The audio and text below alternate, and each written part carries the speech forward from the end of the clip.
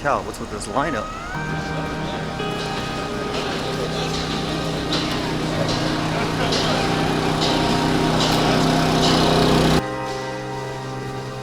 What is this place?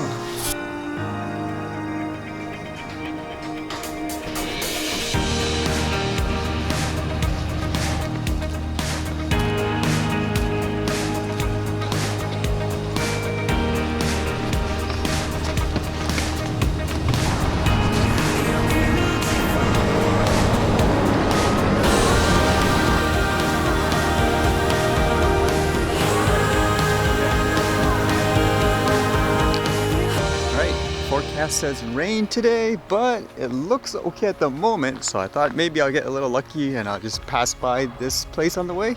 Get some mountains and cloud views maybe. Hopefully it doesn't start drizzling all of a sudden like yesterday. And I was reading this little thing today. It says drone crashes inspecting cracked window at sinking Millennium Tower.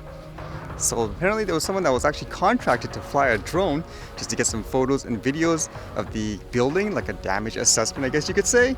And then I guess as it would appear, the drone lost, I guess, GPS signal, and as a result it went crazy and it crashed into the building. And obviously it basically fell to the ground. Of course it needs to sound a bit more dramatic, right? The aerial inspection of a cracked window at San Francisco's tilting Millennium Tower came to a crashing halt when a drone dropped from the sky, nearly missing pedestrians below. The pilot says the drone lost satellite signal. At one point, the drone was no longer under his control. The drone drifted left and hit a building across from the sinking skyscraper. The drone missed several people on the sidewalk and fell within 10 feet of a little boy. That actually makes me wonder, if your drone's going crazy like that because of the GPS errors, does flipping it to ATTI mode solve the issue? Because I believe he was flying a Phantom where you do have an option for that. I know for myself with the Mavic, at times when it tends to drift, like all of a sudden you could be just next to this tree, just sitting there and then whoosh, all of a sudden it just starts moving. I know flipping into the sports mode tends to help to keep it still, funny enough. Like for myself, if something goes wrong, the only thing that comes to my mind right now, just from reading the manuals, is if all of a sudden you need to shut that thing down for whatever reason, you're supposed to hold the sticks to the corners on both sides. That's supposed to shut it off, but then it would literally just fall straight down. I would think for things like a drone school, stuff like that would be actually useful to learn. Like what would you do if your drone just goes out of control, you have absolutely no GPS and stuff like that, all of a sudden it starts flying back, what do you do? Because I don't think a lot of the drone schools, they actually teach stuff like that. Most of them, like here anyways, from what I read, it's more about this can't fly here and so forth, understand this, whereas for flying the drones, I think it's more about understanding the hardware for the most part. And the story that caught my attention the most actually relates to what happened last year, if you guys remember, when I was just walking and then all of a sudden you see this memorial in the park, and then upon looking at the news, apparently a little girl was murdered around that park area. And that investigation has been going on for quite a while to my understanding. But recently, it just says here, a man has been charged with murdering a 13-year-old girl whose body was found in Metro Vancouver Park over a year ago. According to these reports, like this one here, it says on Monday, the Integrated Homicide Investigation Team announced Ibrahim Ali, 28, had been charged with first-degree murder 2 weeks after the police became aware of him. From the police reports, they're saying they think this was just a random act, so neither of the parties knew each other or anything like that.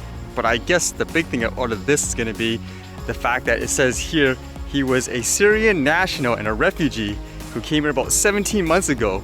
And the police further says that the permanent resident of Canada is employed and has a family in Canada, but she couldn't provide any other details pending the judicial process for the man who is scheduled to make his next court appearance on Friday. None of the allegations in the case have been tested in court. I was just thinking, oh my, aside from the tragicness of the incident, I know that's kind of a hot topic as well in terms of things like the immigration and stuff here recently. So man, I'm wondering how this is gonna blow up everything. I hope it doesn't make everyone even more, quote, violent, so to speak, towards each other. But I know, interestingly enough, ever since this thing happened, a lot of people were saying things like, when are you gonna start putting cameras and stuff in the park? Because they need it for stuff like this. I was just thinking, wow, how one event can pretty much just change everything, huh? In terms of the dynamics of how people feel about things like, you know, in general, cameras in the public and all that. Then again, is it necessary nowadays too? Or would people think that's an overreaction? I guess not surprisingly, just one event like that can change the dynamics of a community completely. Makes me wonder how things are going to be from now on after all this.